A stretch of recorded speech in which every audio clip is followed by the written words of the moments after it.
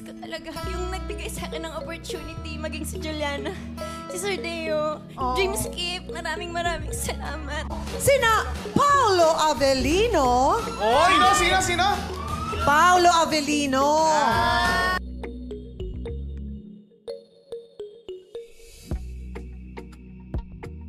Usap-usapan ngayon ang reaksyon ni Kim Chiu sa segment ng It's Showtime na showing Bulilit.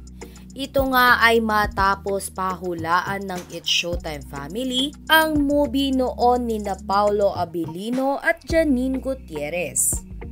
Matatandaan nga na naging magka-love team noon sina Paolo at Janine bago nabuo ang tambalang Kim Pao. Samantala, dahil naman dito ay inasar si Kim Chiu ng kanyang mga kapwa Showtime host. Si Chang Ami nga ay paulit-ulit na sinabi ang pangalan ni Paolo Avellino. Agad naman na nag-hi si Kim kay Paolo. Maaalala kasi na nasa Amerika ngayon ang aktor dahil sa event ng I Want TFC. Sa kabilang banda ay si Kim Chiu nga ang nakasagot sa pinahulaang movie ni na Paolo at Janine. Natawa naman ang ilang Showtime host dahil tila pinanood lahat ni Kim Chiu ang movie ni Paolo Avellino. Maraming Kim Pao fans naman ang humahanga sa professionalism ni Kim Chiu. Anila ay makikita mo sa aktres na suportado nito kahit pa ka-ex-love team ng kanyang leading man ngayon. Kaya naman talagang pinagpapala ito.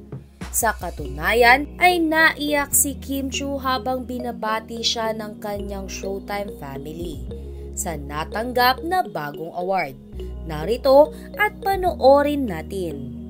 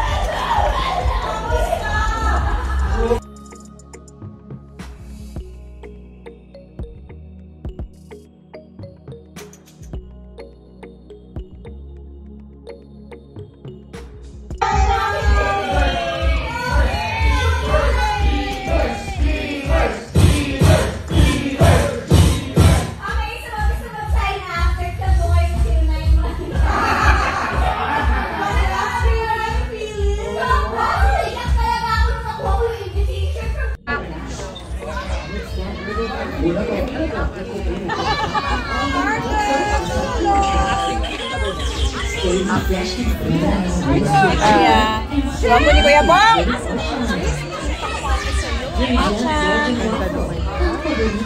Feeling vlogger. Wala mo.